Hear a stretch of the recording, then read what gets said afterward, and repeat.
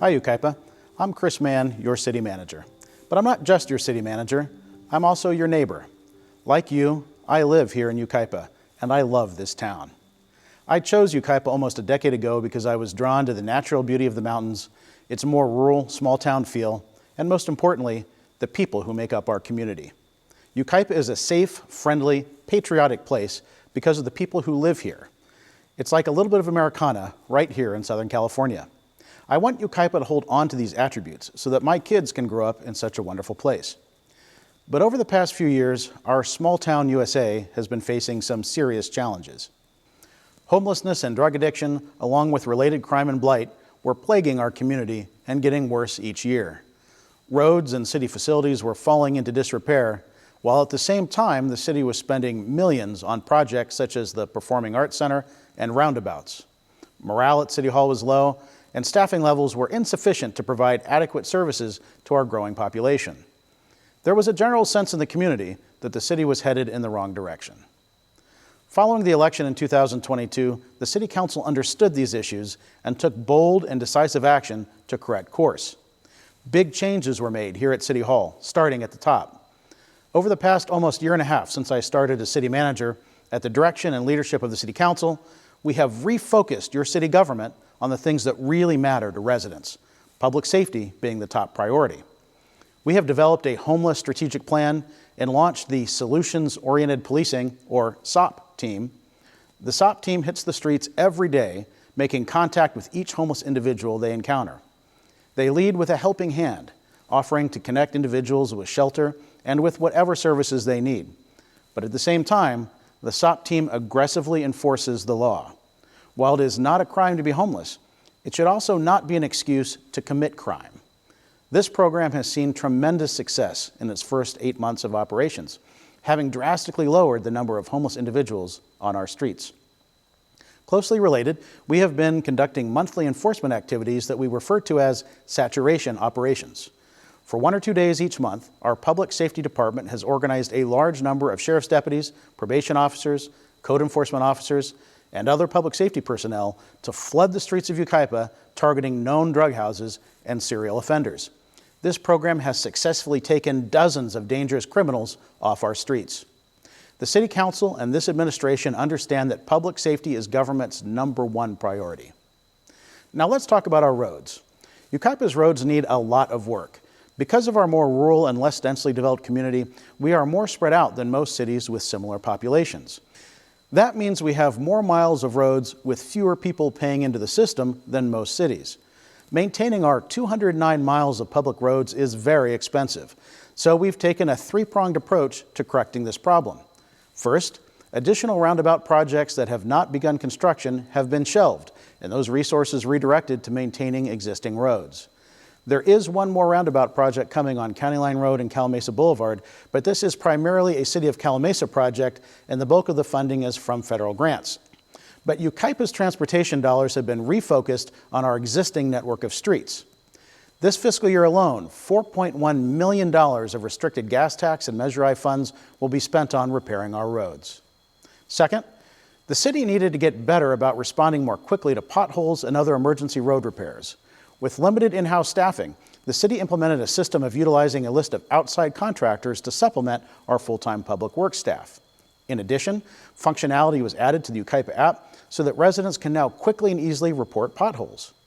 Since implementing these measures, responsiveness has increased considerably, with the average response time from report to completion down to just a few days. Third, moving forward, new development must pay for itself. The maintenance of roads built as part of new housing projects must be covered by revenue generated from those developments. It is not fair and no longer sustainable for current residents to shoulder the financial burden of providing services to new developments. Transparency is another area that needed to be addressed. Looking to improve transparency, accountability, and public trust in local government by providing increased access to public information, meaningful engagement, and adherence to ethical principles, in March of last year, the City Council approved the Yucaipa Sunshine Ordinance. Among other provisions, the ordinance requires that City Council meetings be broadcast in video, which had not been done previously, that all labor agreements and employment contracts be posted on the city's website, that planning applications and related documents be posted on the city's website during the public review period, that the public be invited to attend and participate in state-mandated ethics trainings for public officials, and that a communications plan be developed and implemented to increase stakeholder engagement and community understanding of city initiatives and services. In addition, the city has held about a half dozen community and town hall meetings on various issues of particular interest to the community, and has conducted polling to gauge public sentiment on a variety of topics. When it comes to land use and development, the city is now focused on attracting the right kind of projects. While we must meet state mandates related to housing, simply pushing for as many rooftops as possible, no matter the location, is an irresponsible and failed strategy. We also need appropriate commercial development that can provide sales and property tax revenue for city services, reducing the need for revenue from new or increased taxes alone. We need projects that provide amenities residents want, revenues the city needs, and help the city to meet state mandates, while at the same time protecting the natural beauty and unique nature we've all come to love about Yucaipa. While there is still much work to be done, I am confident that overall Yucaipa is headed in the right direction. However, we are now facing one of our biggest challenges yet, and that relates to our budget. Leading up to about 2008, Yucaipa had historically run a surplus and had built significant reserves in the general fund to the tune of $70 million. Starting about 2009, the city began building major infrastructure projects. Facilities such as stormwater basins, the community center, the police station, parks and the Performing Arts Center. Fantastic amenities, to be sure, but these projects came at a cost of tens of millions of dollars, cutting deeply into the city's reserves. Of course, once a facility is built, there are significant ongoing costs of maintaining and staffing the facility. If you build it, they will come, was the strategy. Build infrastructure that leads to rooftops. Once rooftops come, commercial will come. Commercial development will provide needed revenue. The problem is that the commercial development has not materialized as quickly as projected. Costs have risen steeply, particularly in relation to public safety. We've been relying on our reserves, which is not sustainable long term. If nothing changes, projections show that we'll run out of money by 2028 or 2029. The time to act is now. We must either establish additional revenue streams or reduce service levels. Now, some have asked, if the city is running a deficit, why haven't we slashed our budget? Why haven't we cut staffing or reduced salaries? Well, it's a good question, it's a valid question, and we may get to that point. 2 months after starting on the job as city manager, we held an emergency city council meeting at the Performing Arts Center where we raised the red flag about coming budget challenges. While we were not yet in a crisis, as the city has reserves upon which we can draw for several years, we realized that a long-term solution must be identified and implemented. Before simply slashing staff positions and eliminating services that residents have grown accustomed to, the council wanted to make sure that all options were thoroughly researched and that a plan was put into place to restore structural balance. The council's direction was to maintain and in some cases enhance service levels over the next 2 budget cycles, while at the same time working to find a long-term solution. And we have done just that. Over the past months, Finance Department staff, along with our Governmental Affairs Office, have researched revenue streams available to municipal governments that Yucaipa might not be taking advantage of today. In addition, all city operations, including our existing contracts, were reviewed to identify opportunities for increased efficiency and revenue generation. In early June, we released a financial fixer tool, which lists the leading ways identified to increase revenue and to cut costs. The tool presents these options in an interactive format, allowing residents to click their preferred options to solving the budget deficit and then submitting those results to the city. The city also conducted polling in May to gauge public sentiment. On June 17th, we held a town hall meeting at the Performing Arts Center. This meeting, which lasted almost 4 hours, was an incredibly productive conversation with the community about the current state of the city's budget, how we got here, and how we might correct course. Coming out of this meeting, the direction we needed to head was pretty clear. So on June 24th, the City Council made several key decisions.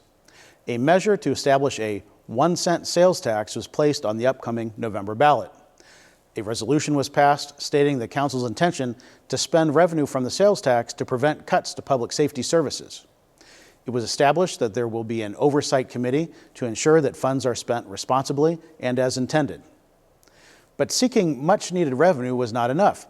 The council wanted to make sure we were being transparent, that the community clearly understood the choice in front of us.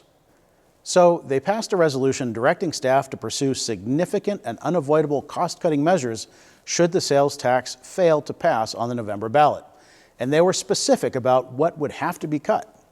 The cost-cutting plan includes closing one of the city's 3 fire stations, specifically Station 2, located on Yucaipa Boulevard, and eliminating from our contracts with CAL FIRE all firefighter positions currently assigned to that station, saving an estimated $2 million annually.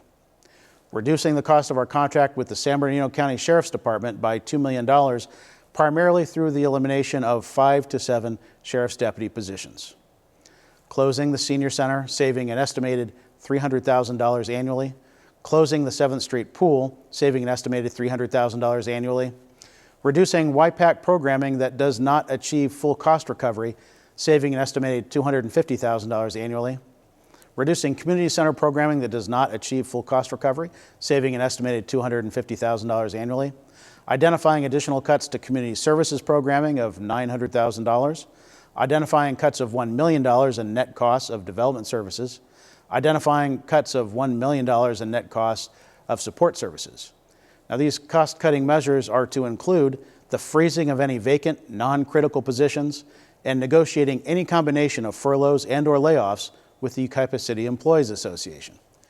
I think it's human nature to be skeptical of government, especially when we see so many examples of waste at the state and federal levels.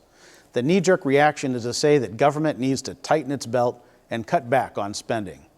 But here in Yucaipa, the problem is much more one of insufficient revenue. It's critical that the community understands the choice in front of us.